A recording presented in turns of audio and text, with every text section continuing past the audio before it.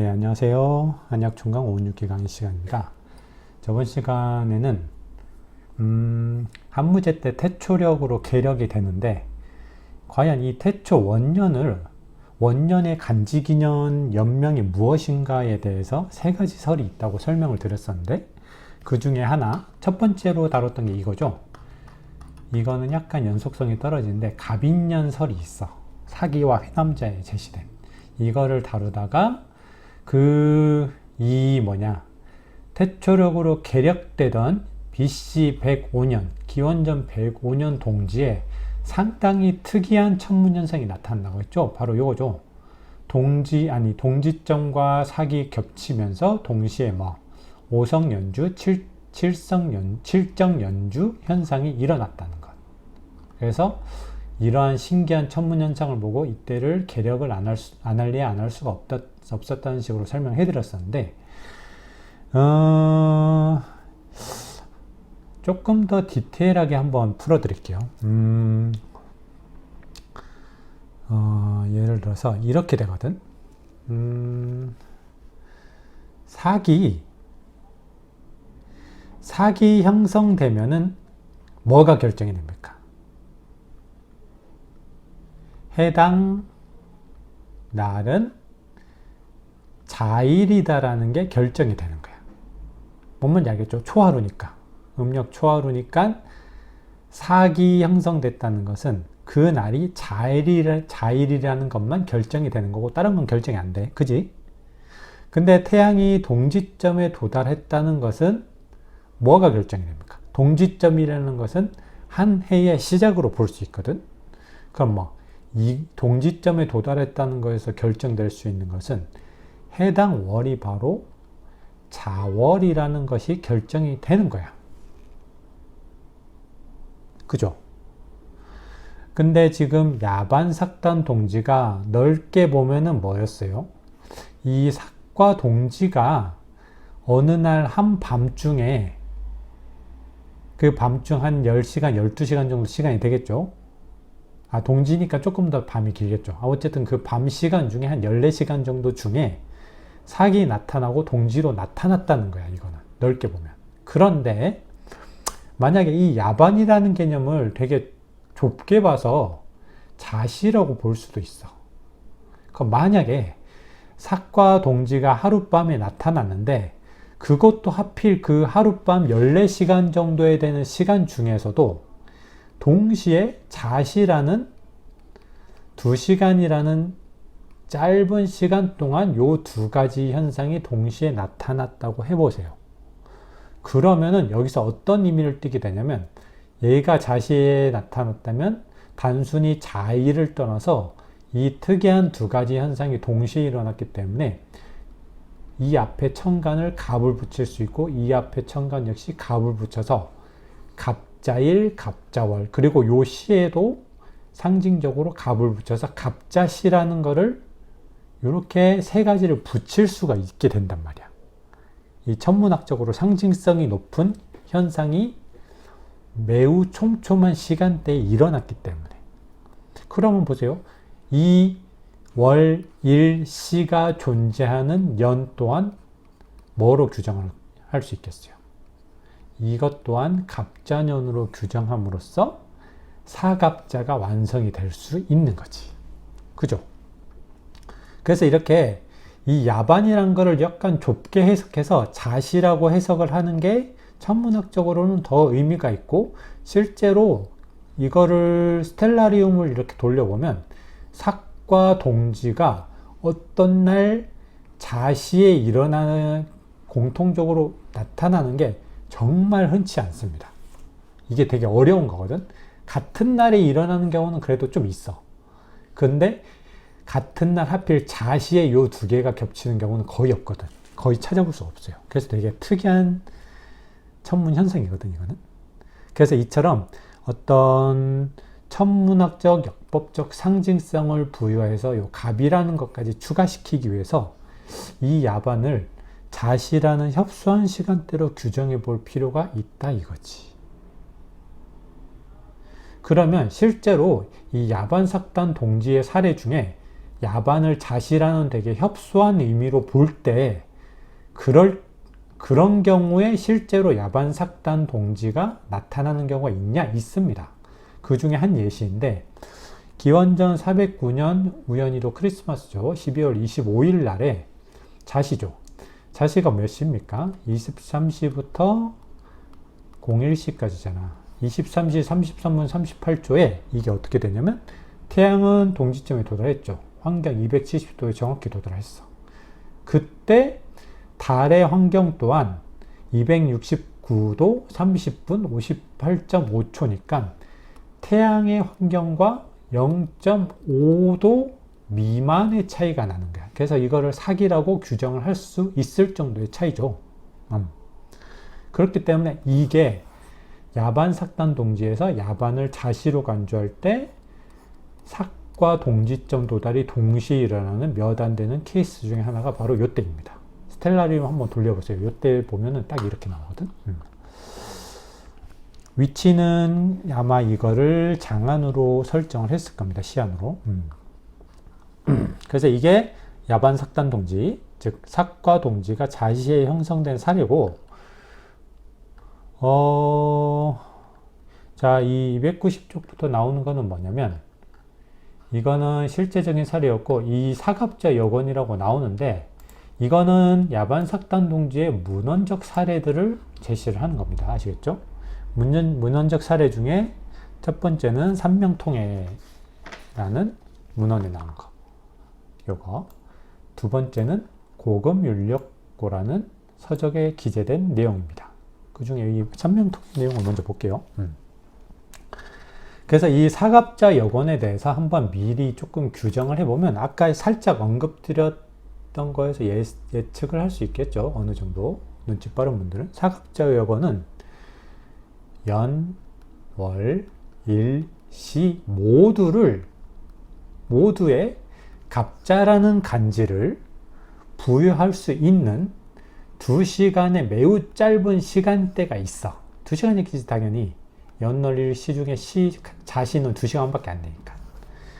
그 매우 짧은 2시간 모두 갑자라는 간지를 부여할 수 있는 매우 짧은 2시간이 천문학적으로 존재를 하는데, 이거는 바로 어쨌든 간지기념법이 우리 그레고리력처럼 2024년 다음에 2025년이고 무한히 다른 숫자가 계속 나타나는 게 아니고 60갑자를 반복해서 쓰는 순환기호 체계잖아요.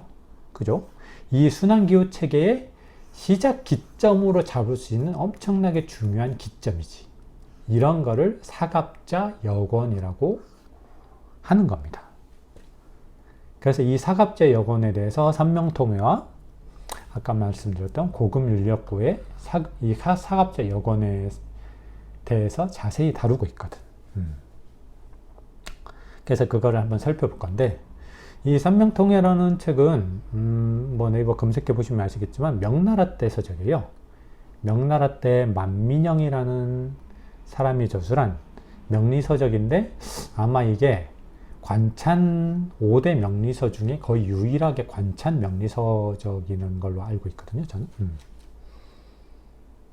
아무튼 이거 명리서적입니다. 삼명통해 되게 유명한 서적이에요. 그래서 이 삼명통해 검색해 보면은 그런 기사들도 있어요. 영화 파묘, 호불호가 좀 갈리죠. 막판 그 도깨비 때문에, 일본 도깨비 때문에 호불호가 갈리는데, 저는 이 감독 영화를 되게 좋아해서 저는 되게 재밌게 봤는데, 파묘 이후에 명리나 풍수 쪽 도서들에 대한 관심이 막 높아졌다는 기사가 있으면서 거기에 삼명통해가 아마 언급이 될 거예요. 언급이 되는데, 다 보셨기 때문에 이거는 스포라고 볼 수도 있지만 거의 다 보셨겠죠. 한번 얘기를 드리면, 막판에 그 일본 도깨비 있잖아요. 오니, 거대 키 되게 장신 오니, 얘가 불타는 쇠, 얘는 불타는 쇠다. 즉 화 더하기 금으로 이루어진 어떤 존재이다라고 최민식이 인식을 하잖아. 그래서 불타는 쇠를 불타는 새와 삼각관계에 있는 물에 젖은 나무로 얘를 없애거든.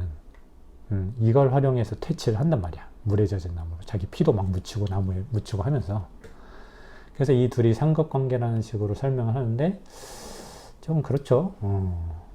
너무 약간 일단 1차적으로 봐도 이 두 개는 수극화가 맞지. 수가 화의 기운을 확 죽이긴 하겠죠.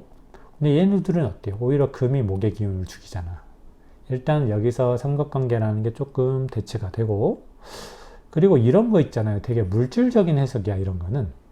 음양오행 공부할 때 초심자들 입장에서 접근하기 되게 쉬운 게 이런 되게 실제적인, 구체적인 물질로 접근하는 게 조금 쉬워 보이는데, 이런 논리에 매몰되면은 조금 뭐랄까, 나중에 이거를 보다 더 일반적이고 추상적이고 음양오행론을 깊게 이해하는데 엄청나게 장애물로 작용하거든요.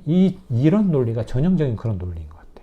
되게 경강부회적인 물질적 해석이니까 그냥 영화로서 재미를 줄 수 있는 영화적인 장치 정도로만 보면 될 것 같고, 음양오행론적으로는 글쎄요, 저는 크게 와닿지 않은 그런 테마 논리였습니다. 그래서 이게 음양오행 딱 처음에 공부하려고 책 뒤지다 보면 어떤 되게 유명하신 스님이 쓴 책들이 되게 많거든요. 초심자용으로 알려진 모 스님의 책들이 되게 많은데, 이 책이 대표적으로 이런 거야. 되게 여러 가지 사물이나 실제 우리 주위에 존재하는 구체적인 물질들로 음양오행을 설명하는데, 처음 볼 때는 이거 다 이해한 것 같은데 결국 나중에는 하나도 적용을 못하게 되거든요. 이런 내용을 보다 보면. 실질적으로 깊은 이해의 장벽으로 작용하기 때문에 약간은 뭐랄까 재미적인 측면이나 아니면 이 음양오행론에 조금 관심을 갖는 용도, 그 정도로만 생각을 하시고 너무 깊게 빠지지는 않으시는 게 좋을 것 같습니다. 이런 물질적인 피상적인 내용들은 아시겠죠. 그래서 이 명리 쪽도 보면은 되게 사후 감정이 되게 많잖아. 사후 감정. 죽은 이후 감정만이 아니고 어떤 사건이 일어난 후에 막 명리 감정하는 경우 되게 많잖아요. 이번에 되게 경사스러운 일이 있었죠. 한강님이 노벨문학상을 타셨는데, 저는 이거를 되게 몇 년 전에 봤어요. 채식주의자를 먼저 보고 딱 2권 봤는데, 채식주의자를 조금 재밌게 보고 또 괜찮은 게 없나 해서 뒤져보다가 소년이 온다 있거든. 5.18 관련 내용 소설인데, 저는 이게 되게 채식주의자도 강렬하지만 저는 이 소년이 온다의 그런 표현 자체가 되게 저는 인상적이었거든요. 저는 약간 그런 느낌 좋아하거든.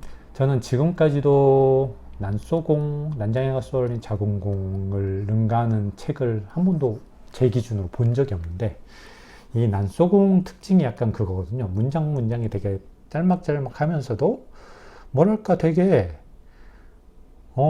꿈과 현실, 동화와 어떤 좀 뭐랄까 되게 잔인한 현실 있잖아. 이게 막 뒤섞여져서 막 소술이 되는데, 저는 이런 스타일 되게 좋아하거든요. 되게 아름다운 동화 같은 영상인데도 불구하고 그게 되게 치열하면서도 조금 뭔가 잔인한 현실을 의미하는 약간 이중적으로 막 쓰인단 말이야. 여러 장면에서. 주인공 여자애가 꽃을 좀 폐수에 던진다던가 이런 씬들이 있거든. 되게 시각적으로 되게 강렬하거든요. 저는 그래서 이런 소설을 되게 좋아하는데, 소년이 온다 읽으면서 되게 약간 이런 느낌 많이 받았어. 정말 조금 무섭고 되게 가슴 아픈 그런 스토리들인데도 불구하고 약간 이런 식으로 묘사되는 장면들이 몇 개 있거든요. 그래서 저는 픽하라면 저는 채식주의자보다는 소년이 온다를 조금 더 추천드리는 편입니다. 주위 분들에게 한번 읽어보세요. 시간 날 때. 물론 둘 다 좋은 소설이긴 하고 감히 노벨문학상 탄 분의 소설을 제가 평가하는 건 어림없는데, 개인적인 취향으로는 소년이 온다가 조금 더 제 취향이었습니다.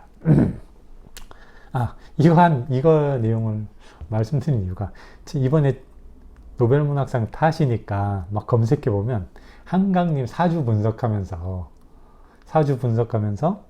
올해는 뭐 상 탈 운이었다 뭐 그런 식으로 사후 감정하는 기사들이 엄청 뜨죠. 이런 사후 감정은 사실 코미디죠, 코미디. 예측을 해야지, 예측을. 이런 거 누가 못해. 결과론적으로 해석하는, 결과 다 알고 해석하는 건 뭐 초등학생도 다 하지 뭐. 그죠? 명리학이 진짜로 그래서 살아남기 위해서는 되게 거시적으로라도 이게 미시적으로까지 예측을 할 수 없는 학문이라고 저는 인식을 하고 있거든요. 명리학 자체가. 근데 거시적인 틀 안에서는 어느 정도 예측성이 있다고 보거든요. 저는. 그래서 그냥 그 거시적인 틀 안에서 예측하는 선에서 요거는 소임을 다 해야 될 것 같아. 이런 사후감정 같은 거 말고. 잡소리가 길었는데 한번 볼게요. 이 삼명통의 내용 중에 자, 이거 점치다라는 뜻인데 점치다 점인데 헤아리다나 차지하다라는 뜻이 있습니다. 그래서 여기서는 헤아리다라는 뜻으로 해석을 할 건데 이 점치다라는 뜻에는 뭐가 있겠어요?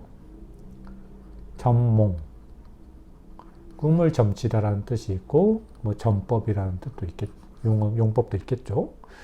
그리고 이거를 차지하다라는 뜻으로 쓰이는 건 점령하다 할 때 점이 바로 요겁니다. 되게 의외죠. 차지하다라는 뜻도 쓰이는 거야. 그리고 독과점이나 매점 매석할 때 다 점자가 이 점자거든. 매점 매석이 어쨌든 독점한 이후에 가격을 인상해서 파는 거잖아요. 독과점도 비슷한 거죠. 어쨌든 시장을 다 혼자 잡아먹는 거잖아. 소수가. 그래서 이 점자가 이렇게 보면은 그냥 단순히 점거하다, 차지하다라는 뜻인데 이 점자 안에 뭐가 있어요? 이 점치다, 예측하다라는 뜻도 포함되어 있거든. 그래서 요것들 공통점을 보면 뭡니까? 예측을 한 거야. 뭐? 어떤 놈이, 어떤 물질이, 어떤 존재가 가치가 있다는 걸 예측을 하고 그걸 점령하든 독과점하든 매점 매석을 하든 한 거잖아. 그래서 요것들, 요 용법들 안에도 다 이 점치다, 예측하다라는 뉘앙스가 다 숨어 있는 거겠죠. 그죠? 가치가 없는데 점령을 하고 가치가 없는데 독과점을 하겠어? 다 나중에 이득이 되기 때문에 그걸 하는 거지. 그 가치를 미리 예측을 하고 알아봤기 때문에 하는 거겠죠. 그죠? 그래서 이거는 점치다, 차지하다, 점령하다는 뜻도 있지만 여기서는 헤아리다라는 뜻으로 해석을 하는 게 가장 부드럽고요. 그 다음에 요거 병. 이거는 뭐냐면 자루병입니다. 자루병. 자루인데 그 무슨 포대자루 이런 주머니 같은 자루가 아니고 이런 거 있잖아. 뭐예요? 도끼자루죠? 이런 자루를 말하는 게 손잡이나 이런 거 자루. 그래서 자루라기도 하고 자루라는 뜻도 있고 근본이라는 뜻도 있습니다. 그래서 이거 용법을 보면 이 병자 용법을 보면 한의원에서 침병이라고 하는데 침의 그 손잡이 부분을 말하거든요. 이거 사진으로 보여드릴게요. 황두침이라고 되게 두꺼운 침이 있는데 설명이 좋아서 이 사진을 갖고 왔습니다. 이 황두침이거든요. 엄청 두꺼워서 이거는 잘 들어가지도 않아요. 거의 송곳이에요, 송곳.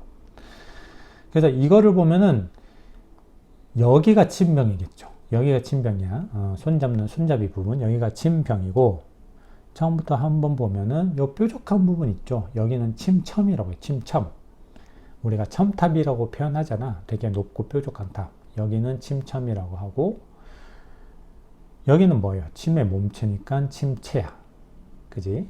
그리고 여기 침체와 침병을 잇는 부분은 뿔이라고 해서 침근이라고 합니다. 그리고 요 손잡이 부분은 자루라고 해서 침병이라고 하고 요 꼬리 부분은 그냥 꼬리자를 써서 침미라고 해요. 아시겠죠? 상식적으로. 그래서 침첨, 침체, 침근, 침병, 침미라고 합니다. 이렇게 침병이라는 용법에도 이 병자가 자루병자고,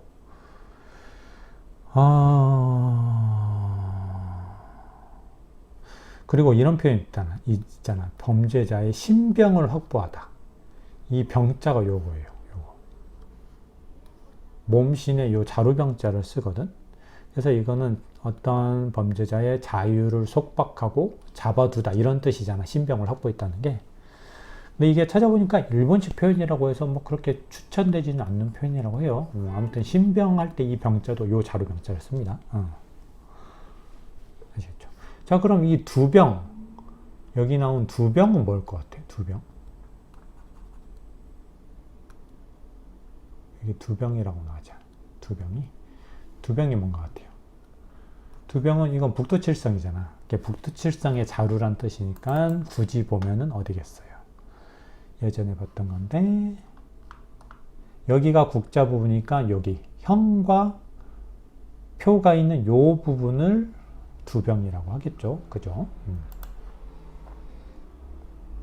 자, 그 다음에 또 봐야 될 게 어려운 한자가 여기 있는데 보자. 요거다, 요거. 삭자에 요게 들어간 거야. 이거는 뭐냐면 거슬러 올라가다 소야. 거슬러 올라가다 소.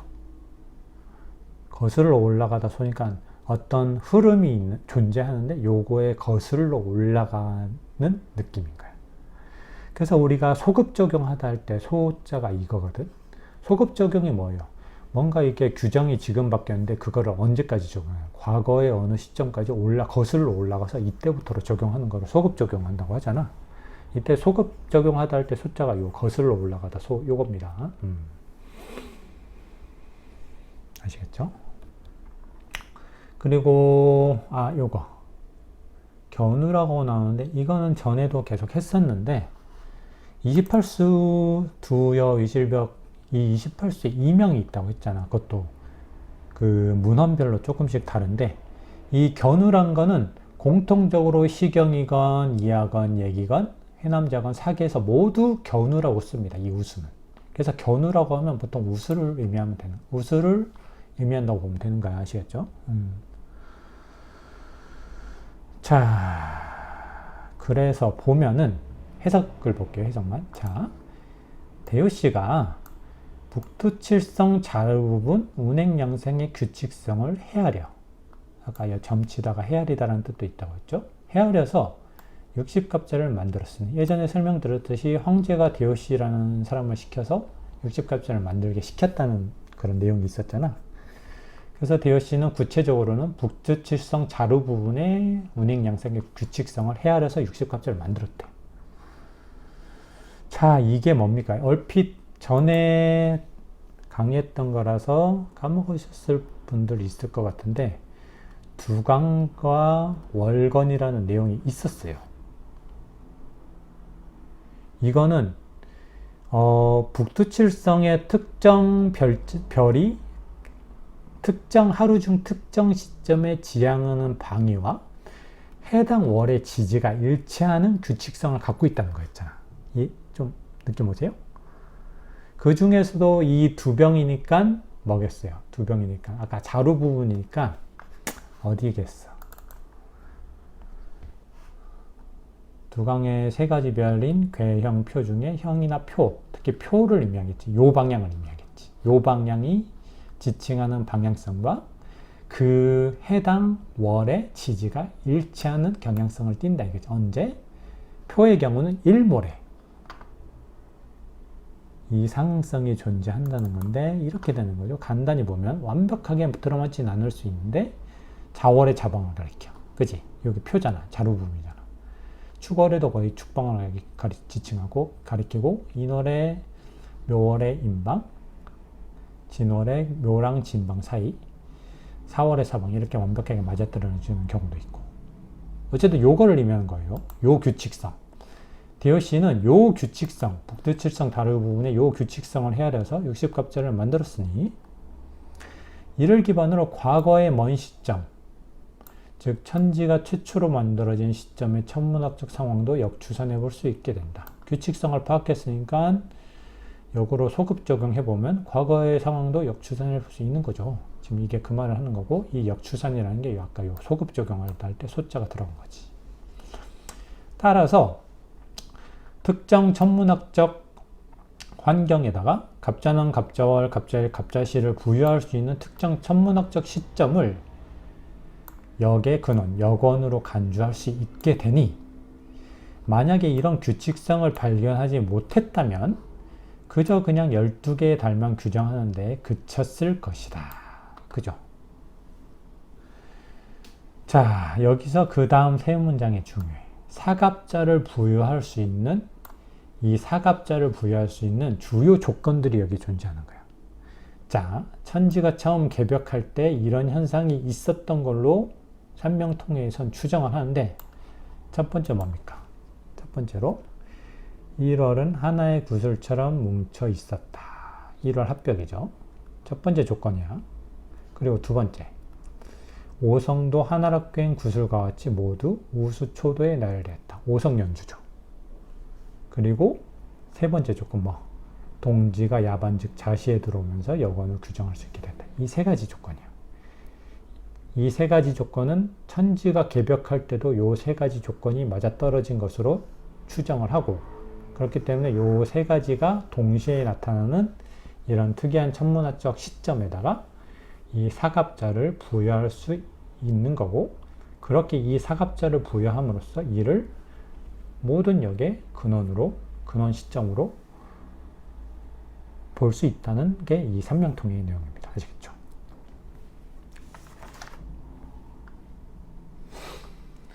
그렇게 어려운 내용은 아니죠. 몇 번 했었던 거라서, 그지?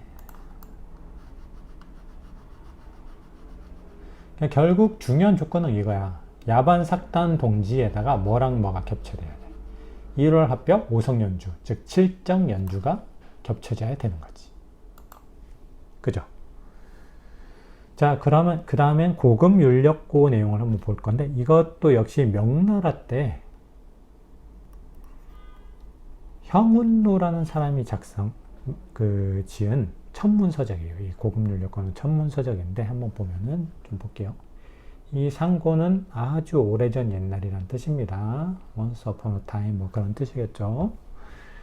그리고 요 천정이라는 게 조금 의미가 불확실하거든요.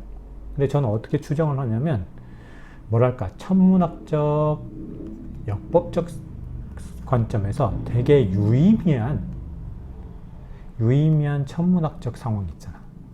이거를 지칭하는 표현이 아닐까. 자, 그럼 어떤 상황이었어요? 이 천정이 지칭하는 상황. 아까처럼 이거 뭐지? 1월 합벽, 5성 연주, 야반 삭단 동지가 천정의 하나의 예시가 될 수 있겠지. 저는 그렇게 추정을 합니다. 아시겠어요? 자, 그래서 이 고급 윤력고도 내용이 비슷해서 한번 보면은, 오래전에 갑자를 부여할 수 있었던 천문학적 현상에 대해 정리해보면 똑같은 내용입니다.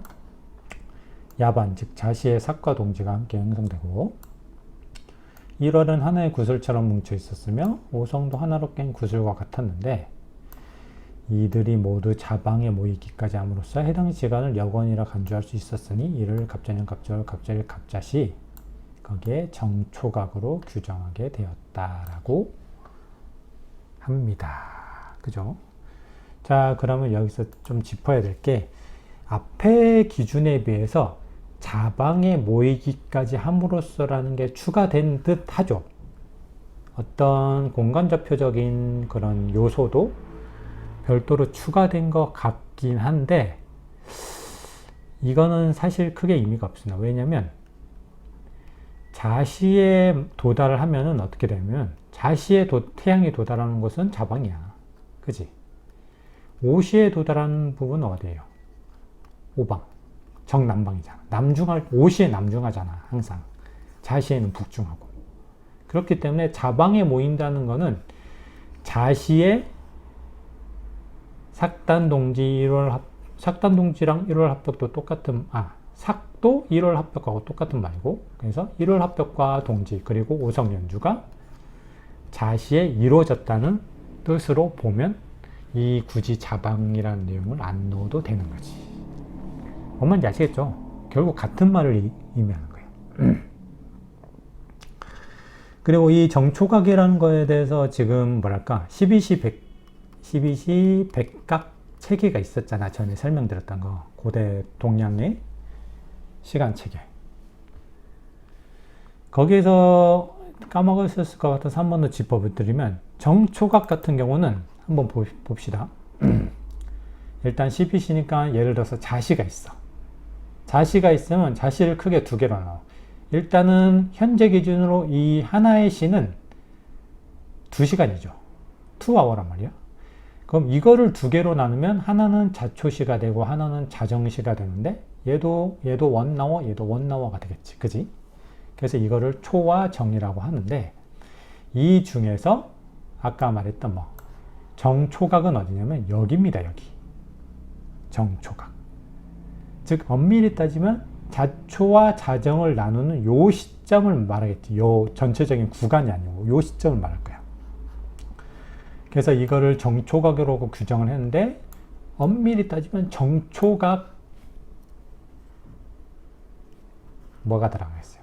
엄밀히 따지면 정초각의 시작 시점이 되겠지. 그치? 그래야 자초시와 자정의 딱 요 중간, 즉 0시가 될 테니까. 무슨 말인지 알겠죠? 이게 삼명통일와 고급윤력고에 기재된 사갑자 여건의 내용입니다. 그렇게 어렵진 않죠. 결국 요약하면 이거야. 사갑자를 부여해서 여건으로 간주할 수 있는 천문학적 현상은 이거야. 자시에 사기 들어와서 1월 합벽이 되고, 그지? 그리고 이때 동지점에 마침 태양이 도달했어. 그럼 환경 270도인 거지. 그러면서 요 인근에 오성 연주가 되어야 돼. 이러면은 짤 없이 이때는 무조건 갑자년, 갑절, 갑자일, 갑자시를 부여할 수 있다 이거지. 그리고 요거는 아마도 천지가 처음 개벽할 때도 이런 상황이 아니었나라고 추정을 하는데 이건 아무도 모르죠. 어쨌든 요거를 여건으로, 이러한 특정 시점을 여건으로 간주할 수 있다 이거지. 그게 바로 사갑자 여건의 내용입니다. 아시겠죠? 자, 그러면 오늘 여기까지 할 건데 이 태초 원년을 갑인년으로 규정했던 두 가지 서적이 있었는데 앞에 시간에서 다룬 건 사기였고 이 두 번째 서적은 회남자 천문훈이에요. 요거에 대해서 내용을 한번 볼 건데 자, 쭉 보면은 전웅력의 1기, 즉 1520년의 주기를 3번 마치면 1월 성신의 별이 다시 갑인년 여건의 상태로 회귀하게 된다. 자, 이게 뭡니까? 즉 여건은 갑인년이라는 암시를 주고 있지. 자, 그럼 이 1520년의 의미가 전웅력에서 다뤘거든요. 전웅력에서 나오는 장부기원법이라는 게 있어. 장부기원은 다 그 주기를 말하죠. 특정 주기를 말하는데 장부기원 중에 요 기가 요 기예요. 1기 1520년. 그럼 이 1520년이 왜 나왔는지를 한번 간단히만 또 복습을 해보면 전웅력 기준으로는 1년의 길이 즉 세실이 365와 4분의 1 1입니다. 그죠? 그리고 삭실 즉 1태음월의 길이는 29와 940분의 499 1이야. 그럼 이렇게 규정된 전웅력의 역수를 기반으로 몇 가지가 동시에 주기가 맞아떨어지는 그 주기들을 구하는 건데 일단 첫 바따로 태양의 환경 예를 들어서 뭡니까? 동지점 그지? 그리고 두 번째 달의 상대적인 환경 예를 들어서 뭐예요? 당연히 사기지. 그리고 세 번째 시와 일의 60갑자 예를 들어서 갑자일, 갑자시가 되겠지. 그러니까 이 말이야. 이 두 가지를 기반으로 이 두 가지 역수를 기반으로 태양의 환경이 동일한 환경에 다시 돌아오면서 단순히 이 조건만 보면 365와 4분의 1일 만에 완벽하게 동일한 환경에 도달하겠지. 근데 이것만이 아니고 이거 and 달의 상대 환경도 동일한 상대 환경에 도달해야 되고 이거는 요 기준만 보면 어떻게 돼요? 29와 6분의 499일 만에 동일한 상대 환경에 도달하는데 이것도 and 그 다음에 마지막으로 C와 1의 60갑자까지 맞아떨어지는 주기 요 세 가지를 계산을 때려 보니 1520년이라는 주기가 나와서 이거를 1기라고 한 거예요. 즉 이거지. 만약에 올 금년 자일 자시에 동지랑 사기 형성이 됐어. 자, 그러면 또 다음번 자일 자시에 동지랑 사기 언제 나타나느냐면 오늘을 기점으로 1520년 후에 이게 나타난다 이거지. 이 두 가지 역수를 기반으로 이렇게 추산이 된다 이거지. 그래서 이 1520년의 의미는 이거예요. 자, 그러면 이 1520이라는 게 60으로 쪼개보면 이렇게 돼. 60이 25번 반복되고 20이라는 나머지가 있어. 나머지가 있다는 것은 무슨 의미입니까? 예를 들어서 여건이 갑인년이었다고 치자. 갑인년은 간집번호 50번이에요. 그러면 1기가 지나면 갑인년이 25번 반복이 되고 나서 다시 20번만큼 더 늘어난 60갑자가 나타나겠지. 50에서 20번큼 늘어난 거니까 간집번호 10인 갑술이 되겠지. 즉, 한 번에 1520년 주기가 지나면 갑술년이 되고 또 지나면 또 20년이 지나서 갑오년이 되고 세 번의 1520년 주기가 지나면 요거에서 3 곱하면 요것도 완벽하게 돌아오겠죠. 60으로. 비로소 갑인년 여건을 얻게 된다. 그래서 이 3종이라는 표현이 여기 나오잖아. 회남자 첨문에. 이거는 뭐냐면 결국 이렇게 돼버리면 뭐냐면 이 세 가지의 추가로 and 뭐가 추가되냐면 년, 월의 60갑자까지 맞아떨어지는 주기를 의미하게 돼요. 그게 바로 이 1520 곱하기 3인 4560년이 되고 이게 전웅력 기준 장, 부, 기, 원이라는 주요 주기들 중에 원이라는 주기에 해당이 되고 요거는 그럼 여건으로 삼을 수 있는 주기가 되겠지. 그지? 좀 이해가 가시죠? 간집번호표는 당연히 외울 필요는 없고 주기적으로 한번 이렇게 저장했다가 찾아보세요. 갑인년이 간집번호 50이지. 그럼 1520년 후에는 쭉 가서 갑술이 되고 다시 1520년 후에는 쭉 가서 갑오가 되고 다시 세 번째 1520년 후에는 다시 갑인으로 돌아온다. 이게 그 말인 거지. 아시겠죠? 자, 그러면 이 회남자의 요 문장 내에, 문구 내에 전웅력의 역수를 사용했다는 문장이 없는데 전웅력 기준으로 이거를 설명했다고 볼 수 있느냐라고 또 하실 수도 있는데 전웅력을 기준으로 했다고 추정할 수 있는 이유가 이겁니다. 회남자의 추정 저술 시기는 기원전 요때쯤이야. 그리고 전웅력의 추정 사용 시기는 요때쯤이야. 겹치죠? 회남자를 저술할 때 전웅력의 영향을 당연히 받았겠지. 전웅력 다음으로 강력한 영향을 미친 게 태초력인데 태초력은 BC 104년이니까 BC 104년 전후로 계력이 됐으니까 회남자가 저술되고 나서 무려 한 18년 정도가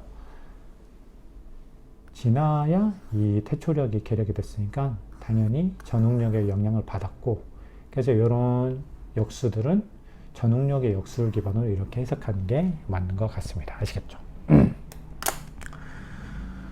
자, 그럼 오늘로 태초 원년의 세 가지 연명 중 갑인년설에 대해서 오늘 강의로 마치고요.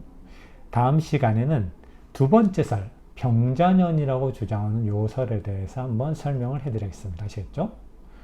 오늘 강의도 들어주셔서 감사드립니다.